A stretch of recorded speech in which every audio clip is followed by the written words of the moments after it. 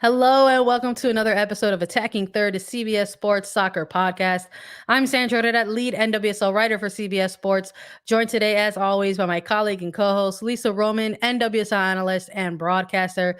On today's episode, we're continuing our team-by-team previews for you all, and we've got a 2022 North Carolina Courage team preview as well as a special interview with a Courage player, so stay tuned.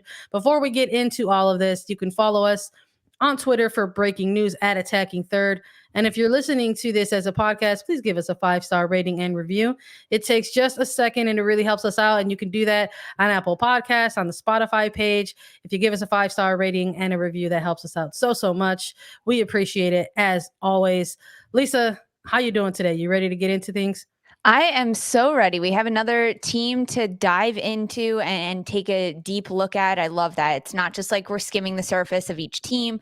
We're really looking at the roster, looking at the changes made in the offseason, additions, players that left, everything that's going on there, and kind of determining how this team is going to come out at the end of the season, right? Our projected finish. That's my favorite part about these, kind of looking into our crystal ball and seeing how it's going. I'm ready to dive into this, but because there's a lot to talk about. Sandra, how are you today? How are you holding up? I'm doing pretty good. I'm getting more and more excited as we start to roll out more previews. So it's like we did Gotham first, and everybody can go and check that out. We had a great team preview with them. Really nice interview with McCall Zerboni talking about all things New Jersey, New York, Gotham FC. And now we're going to get into some stuff about North Carolina Courage. But February is a busy month. So it's going to be busy for us because this is just the second of 12 teams that we're going to be doing a preview on. But there's also like a ton going on in the sports world. There's like WA, like free agency madness. There's folks who are getting ready for the Super Bowl because that's going to be coming up next weekend. And even though I know your Philly Eagles aren't in it, my Chicago Bears were never in it. Let's be real. Sad. Sadness, right? I mean, it's still the Super Bowl, right? It's still something you get together for. I mean, if you're not into that, just go and watch the halftime Do it show for and the snacks. do it for the snacks, do it for the football food, and do it, watch the commercials or something, But I know a lot of folks are getting prepped for the Super Bowl this week. Yeah, the Super Bowl is huge. I know I'm ready for it. I definitely go for the snacks. I tend to try to make a really crazy dip as well for it. But Oh yeah. in terms of what's happening on the field, I leave that up to the Pick Six NFL podcast, our CBS Sports podcast, because those guys do a fantastic job.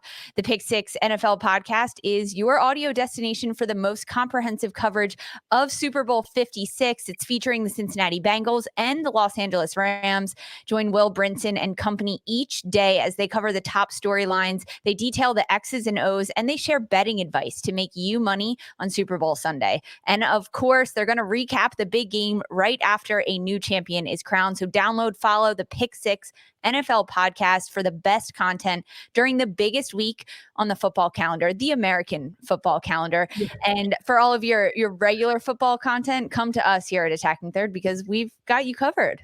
That's right. I love that. Don't forget, you got to separate the two, right? So you get the American football, and then you've got football, which is what we're going to be talking about. Let's jump back into NWSL action. Well, preview action, really, for us because we haven't had a chance to actually take in any games just yet. Although that's going to happen very soon. North Carolina Courage. I'm excited to talk about this team because this is the team that kind of went through some things, right? Amongst all these other clubs going through some things in 2021 and looking ahead into 2022, kind of trying to solidify some things, right? So in terms of a team overview for North Carolina Courage, in terms of the head coaching position, they officially nabbed Sean Nahas as the head coach. He is someone who took over as the interim head coach on September 30th, and then officially on December 1st became the head coach of the North Carolina Courage. There was some chatter about whether or not this was going to be someone who, stood in this role, just because, Lisa, coming out of that, coming into the offseason, not out of that season, but going into the offseason, there were so many clubs looking to fill a head coaching position. And while there were whispers of it's likely going to be Nahas for the Courage, you just don't really know until you know. And then it became official for this club on December 1 to bring him into the fold. It really did, and the players wanted Sean Nahas to be stepping into that role as head coach because he had been around the club for a while. He's been in the North Carolina soccer system for a while. I have a lot of friends that played youth soccer in North Carolina, and he was their coach. He has a really good feel and a really good soccer IQ and a good grasp on how this game works. And he's been an assistant at the club for a long time. He's seen the Courage go to NWSL championships and finals and win a lot of different trophies. So him sliding into that interim role towards the end of the 2021 season was really, really seamless. And then the murmurs from the players that were coached by him were that they wanted him to be named the full-time head coach. And ultimately that did come about. I think it's a really good hire, someone that can take this team in a good direction. And if he's already getting good, positive feedback from the players, like, that's huge. That is huge. Have the players have a say in their head coaches. So I'm excited for Sean Nahas to have a full season with this club. I think that's going to be a theme when we talk about each NWSL club. I know we talked about it with Gotham and Scott Parkinson, but for Sean Nahas, I think it'll be really good for him because he's been at the club for a while, and to now be able to walk into the first day of preseason and say, this is my team. This is my group of women and soccer players. What can I do with them? How can I make them better? How can I grow this team? How can I make us a championship team again? Because that's the pedigree that North Carolina is known for, and they didn't quite hit the mark last season. They fell short, let's be honest. And we'll get into our projections and everything like that, but I'm pumped for Nahas. Really, he's a pleasure to talk to and a pleasure to work with on the broadcasting side of things. And he's just a really smart soccer guy. He knows a lot about the game. We'll see how he runs through preseason and full season eventually with the North Carolina Courage. They made some other notable hires, I think, on the sort of front office and administrative level as well. They fleshed out the coaching staff by bringing in Emma Thompson as an assistant coach and Francie Gottigan as a club president ahead of the 2022 season. They closed out 2021 number 6 overall. So this is a North Carolina Courage side that made it to the playoffs once more, but they did so in a quarterfinal capacity. It was the first time they entered an NWSL playoffs as something other than the number 1 seed in several years. So their quarterfinal against the Washington Spirit, they ultimately were defeated 1-0, and Spirit obviously going on to win the 2021 championship. But they made their return to a playoff with a little bit of help, right, down the stretch of that 2021 season. And because of that little bit of a rocky finish, when we did take the time in the offseason to do our attacking third way too early power rankings predictions, we did put them in a lower ranking. We actually placed them at number 9, Lisa, just to sort of refresh your memory and everyone else out there. Yeah, number 9. I mean, that's out of playoff contention. But again, this is way too early. We did these power rankings in early December. So that was before any offseason trades, any roster signings, before the NWSL 2022 draft, before the expansion draft, before anything happened. It was actually just a week or so after Sean Nahas was hired as the full-time head coach for the 2022 season. So these were very early predictions and power rankings of this team. But there has been a lot of off-season changes that have happened with every single club when you have 2 drafts in the off-season, and now with a CBA and different roster moves in place, there's been a lot of change at North Carolina Courage. This is one of the teams that I think has had some of the most movement and a lot of loss in this offseason. I know a lot of people are talking about Orlando Pride and all that they've lost, but Sandra, I really think we have to look at North Carolina honestly and kind of discuss all that they've lost. But let's start with all that they've gained, right? Because there comes a lot of breakout roster signings in the 2021 offseason and ahead of the 2022 seasons. Some rookies coming in, some veterans that were traded over to North Carolina. A lot of them happening. A few just to start: forward Jorian Baucom and midfielder Jordan Leastro. They were both picked up off the waiver wire way early for North Carolina, coming over to this squad. And 2 players that maybe can provide a little bit in the attack for North Carolina, but otherwise some roster signings for North Carolina, a lot of them came at the defensive position. Yeah, absolutely. I think maybe that's the way to start this, right? Maybe look at the silver linings of things, because when we're looking at the offseason window, that trade window that took place, North Carolina was a team that was very, very active throughout that. And they were active throughout the duration of the offseason in terms of trying to make player acquisition. So in terms of some of their offseason signings, some of their breakout signings, we're talking about forward Jorian Bauckham from formerly of Racing Louisville. They went out and they signed Jordan Listro. They made a move for Kiki Pickett, Katie Bowen. They brought in Brianna Pinto into the mix, bringing her back into the Tar Heels Nation, right? Sort of making that connection there. They went out and made a kind of a controversial signing, right? And bringing the return of Jalen Daniels into the mix. And then they also navigated their NWSL draft probably in the best way that they can. I think if I remember correctly, during that NWSL draft, I kind of picked this franchise as a club to have kind of won that draft. I thought that they kind of addressed, three areas in their front line and their midfield and within their defensive back end to just come out with those three picks already in that first round. So a lot of college draft picks in the mix as well when we're looking at additions that they made into this offseason. But, they made some of these moves because they had some big losses along the way as well, right, Lisa? They really did. I think that this is a club in North Carolina Courage that lost some of their biggest pieces, and it happened in waves, right, and in phases and small parts that were spread out, that ultimately it didn't look like a lot, but when you kind of look back at all the names and all the players that are no longer with North Carolina Courage, it's a little bit shocking. I mean, to look at some of them, midfielder Sam Ewis, she went to Kansas City, then her friend and podcast host forward Lynn Williams followed her to Kansas City later. Jess McDonald, a forward, headed to Racing Louisville. Forward Amy Rodriguez, she ended up retiring in this offseason. She's going to be an assistant coach at USC.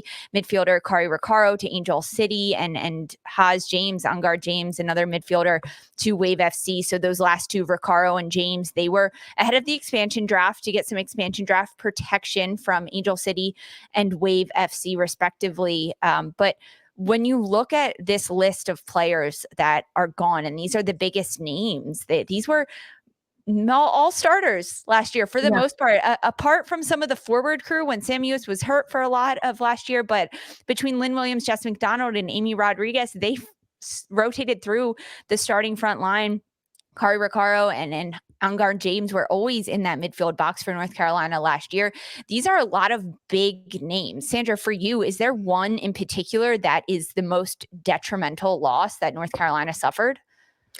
I think you got to look at somebody like Sam Ewis. I think, and this is all also sort of looking at it in hindsight, this is a player that throughout the duration of 2021 had to sort of operate and navigate some lingering injuries throughout that. But there's always this sort of thought in the back of your mind, well, you know what? It's like when Sam Ewis gets back in this starting lineup, you just wait. You just wait till she gets back in this starting lineup. You just especially too because of the pieces that they already did have on the pitch that were still part of that North Carolina Courage side that made that playoff run. Whether somebody like it was a Lynn Williams or even alongside other midfield counterparts in a Dabinia, right? Or a Denise O'Sullivan. If you have a strong midfield in this league, it can really take you to places. And that's kind of where a lot of things are won and lost in this league. And sort of having that, when you see that move in Sam Ewis, making her departure, I think that was probably the biggest one. And I think it probably maybe was the early one where it's like the Band-Aid that if you rip it off real fast, you can kind of like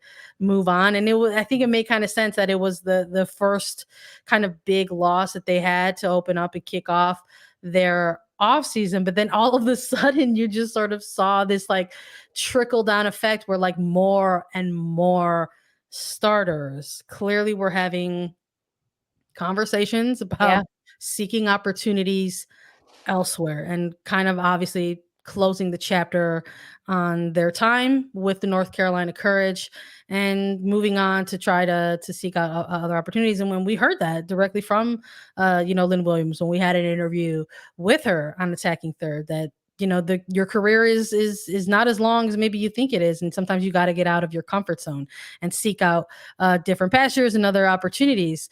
So we got to see that, the departure of Lynn Williams, like you said, the Jess McDonald. I mean, even it's something like we talked about that even during the Gotham preview, that there's also just the concept of retirements, that there are sometimes players who are just going to make that decision and say, hey, like, I'm out, I did this. And then that's another sort of offseason loss that maybe a franchise has to look at and see how they could possibly kind of fill that gap that's left behind. So I think you're kind of looking at this in both ways. You can look at it, in terms of like glass half full. You can look at it in terms of glass half empty. It really is sort of a flip of the coin, because when we're looking at how we broke this down from biggest, offseason signings to biggest losses, I think they kind of almost, I don't want to say they cancel each other out, but they definitely, you can maybe make an argument more for one case or one side than the other.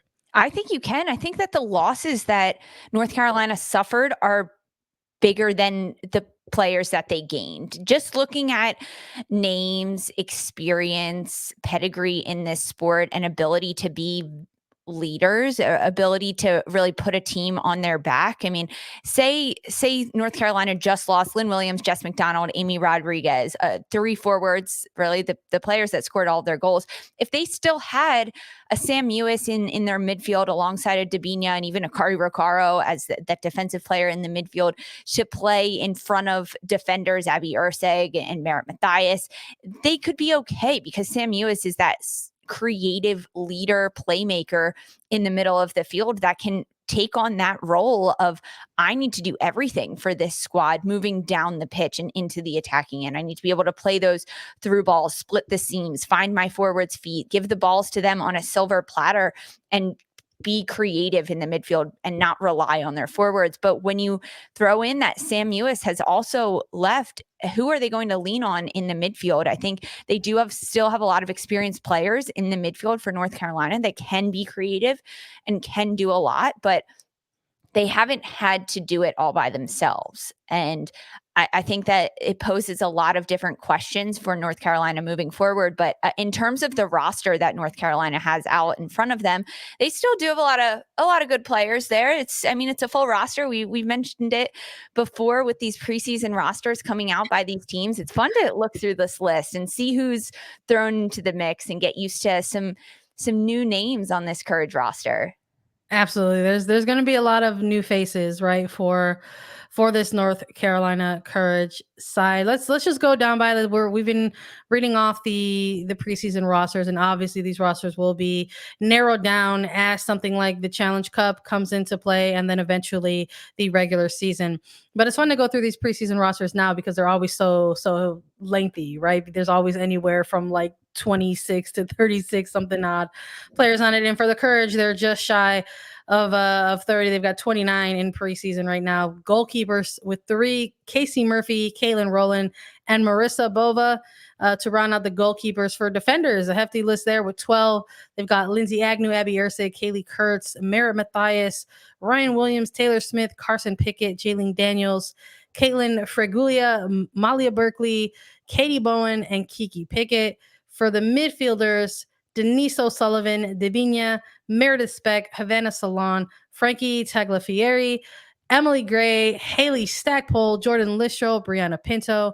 And for the forward core, they've got 5 with Brittany Ratcliffe, Riley Raitson, Deanna Ordonez, Caroline Nicoli, and Jorian Balcom. So we've got 29 total here. Let's maybe just have some fun. We did this with Gotham as well. We talked a little bit about a potential starting 11 based on this lengthy list here of a preseason roster. And again, I think we both agreed, even on that last preview, that it's maybe a little too early to sort of nail down an actual starting 11. But when it comes to this moment in time, when this preseason, there's absolutely the list of names that you go through and you could say, hey, I can see this handful of players kind of cracking that starting 11 come opening day, whether that's a Challenge Cup day one or even regular season day one. I think when you're looking at those defenders, Lisa, they're probably going to try to whittle some things down there. Although there's going to be some players here where you're going to wonder how they're going to fit. Like, what's the formation going to be like Yeah. for this Are North they Carolina still Courage? going to do the box in the midfield? Exactly. It's like, what is this like? Are there a lengthy amount of defenders because you want to have, added depth? Is there a lengthy amount of defenders because you're trying to play around with formations a little bit? This is not something that screams to me like we're going to see a 3-back, right? When it comes No. to this. And it's super interesting because most often teams don't have so much depth at the defender position. 12 defenders listed on this roster and only 5 forwards. So, I mean, based on this and looking at numbers, I'm going to say 2 forwards. And maybe they're going to try to throw some of those defenders into the midfield. I could see that happening, playing with 4 in the back. And then, I mean, I know that even in 2021, throughout that season with the North Carolina, right, infamous box in the midfield, sometimes they would throw defenders into the back 2 spots of that box just because they can play defense and then also run and get on transition. It's very, very interesting. But with 12 defenders, 9 midfielders, 5 forwards, it's so odd to see so many defenders. But you're right, there are definitely names that stand out. I mean, goalkeeper Casey Murphy, I can imagine that she'll probably get the start in goal there. When you look at the back line, Abby Ursek is a mainstay in the back line. Merritt Mathias also on the wing in the back line. I think Kiki Pickett could really make a name for herself in this back line as well. And then in the midfield, right, like Dabinia, she's going to have to be in there. She's the creative playmaker in this midfield group of 9 that they have. I think Denise O'Sullivan grew a lot throughout the 2021 season, and she could continue to grow and see a lot of minutes break through that starting lineup. And then honestly, when I look at the forwards that they have, I don't think I could put my finger on one of them and say this player will start. I'm going to bet money on that. I think it's difficult because Brittany Radcliffe, Riley Basin, Deanna Ordonez, Carolyn Nicoli, and Jorian Baucom. Yeah. Brittany Radcliffe, right? She has a lot of experience, but I don't know if. Well, we were chatting a little bit about it when we were contemplating this. We were like, gosh, we're looking at the forwards, and Brittany Radcliffe, by experience standards, is probably the most experienced forward on NWSL experienced player, like in terms of the forwards on this preseason roster. But I think when you break it down like that, Lisa, when we're talking about like line by line, right, I'm in agreement with you 100%. I think in terms of opportunity in front of them, right, it's this forward core that probably has the most opportunity in front of them, in that any one of these players can go into this preseason, wreck it up, have themselves a fantastic 6 weeks, right?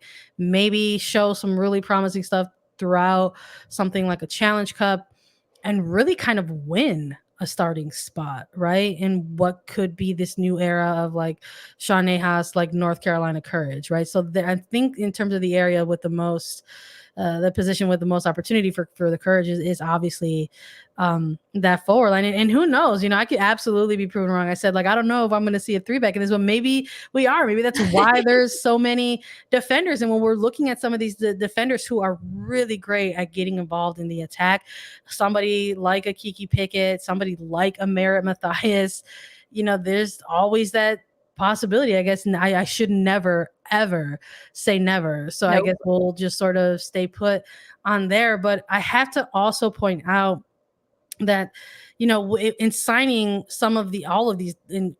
bringing in all of these defenders and making these different acquisitions, even with that very early move and somebody like a Kiki Pickett involved in that Sam Mewis trade, like, where is this young player going to fit?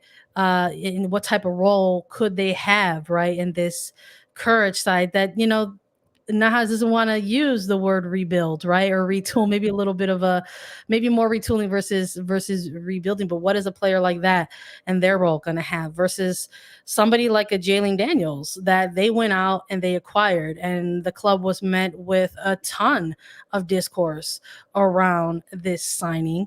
A lot of their LGBTQ plus fans coming out and saying this is harmful to us. We don't approve of this signing. And I don't really think that a franchise is going to go out there and make that type of signing and not play that player. So I won't be surprised Mhm.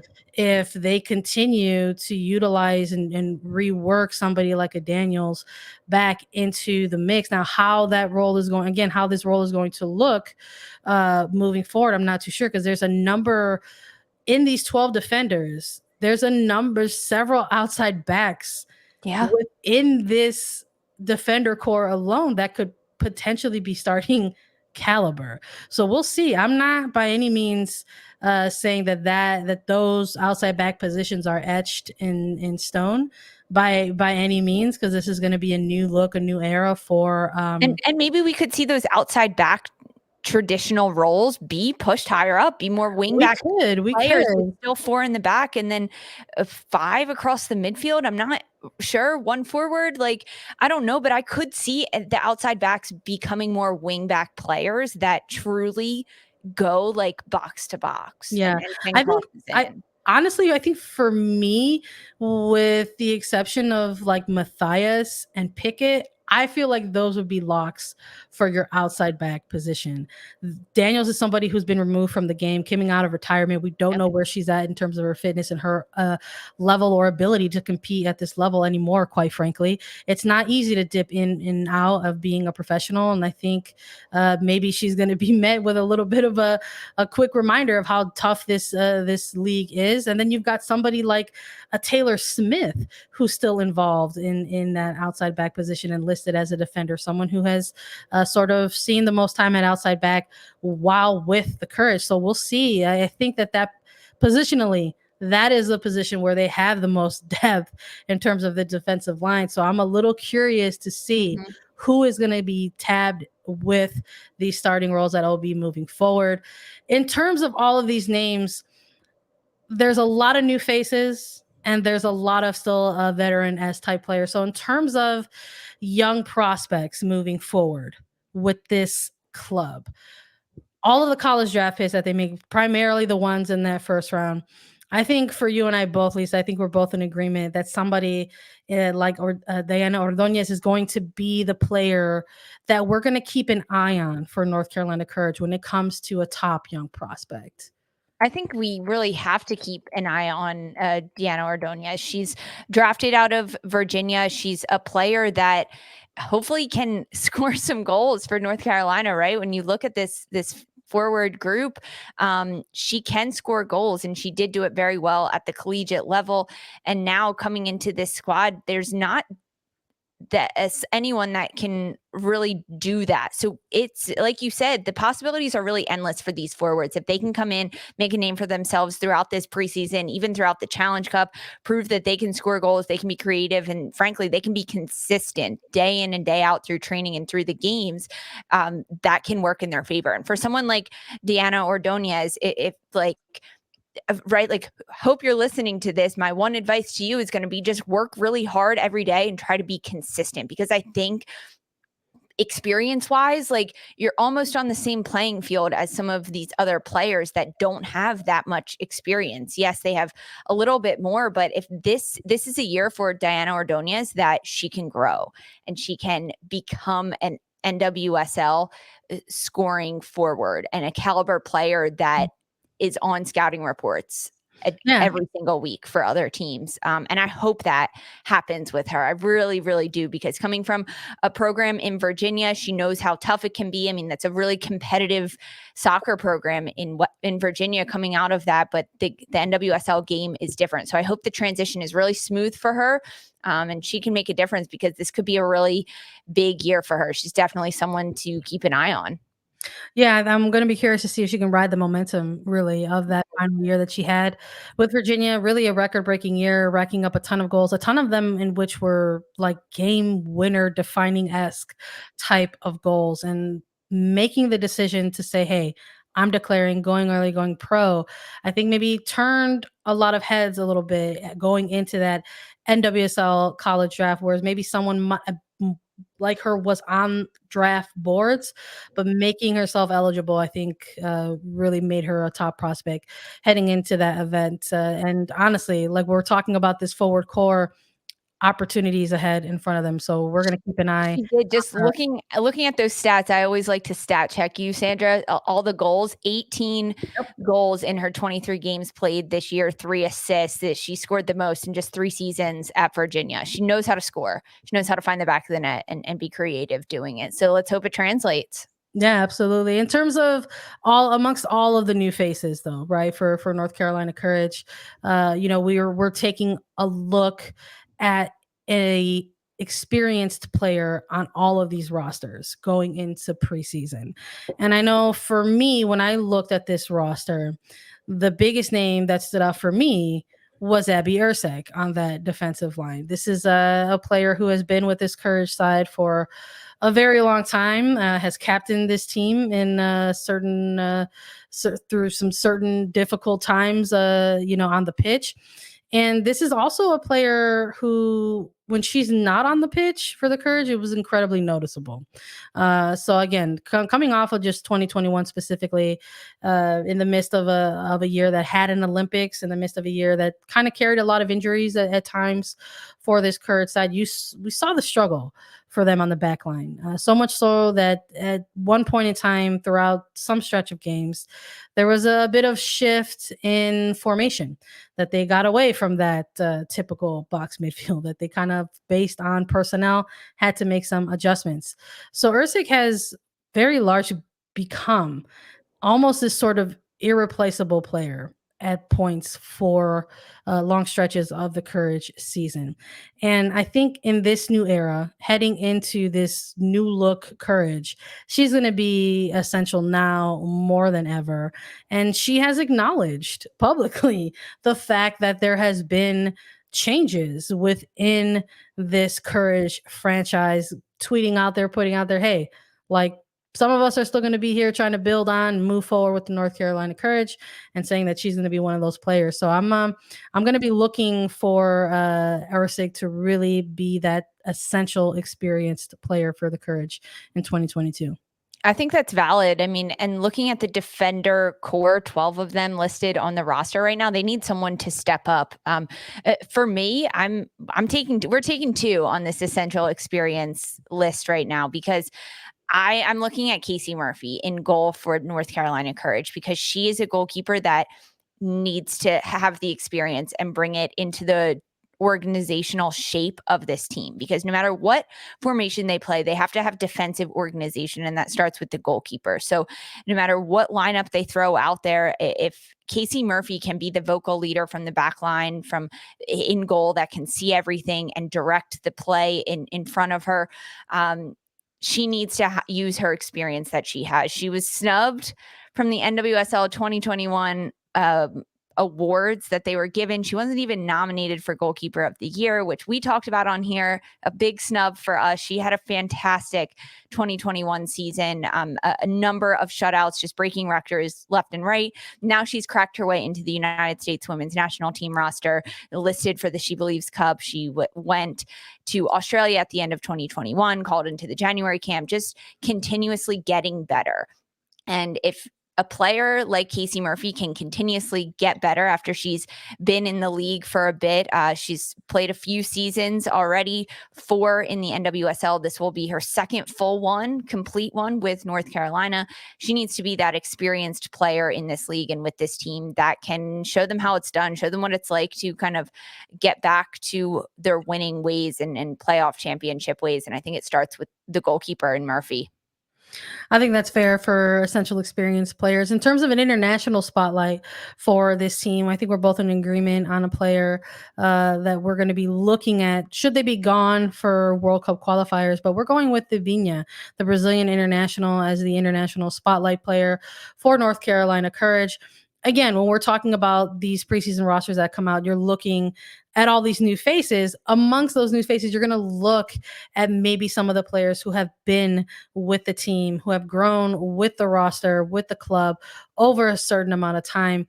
And I think having so many different World Cup qualifying events that are going to be taking place throughout the duration of 2020, there's going to be a number of teams that are impacted by that. I believe the Copa America is going to be taking place in July. Mm-hmm. So having somebody like a Vinha potentially unavailable during during that stretch of time. Really, the stretch of time where a lot of teams are maybe sort of already figure things out and trying to ride a wave of momentum. That could be something that could be detrimental for a Kurd side should they lose somebody like a Dabinia during the month of July, which I think maybe leads a little bit to our biggest burning question entering the 2022 season. Lisa, who is going to be their star striker?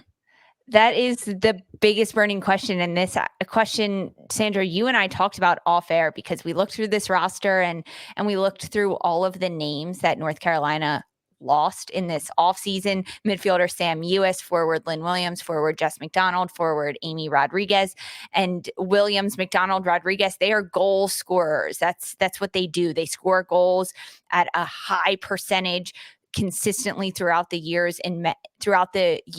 in many different ways. And right now on this roster, they don't have a goal scorer. I mean, even when you look at Dabinia as a player that can score goals and she has found the back of the net, that's not her niche. That's not what she does. That's not what she's known for. She's more of a crafty on the player ball. So who is going to be the star striker? And that's why there's so much room for growth for these forwards because they don't have one.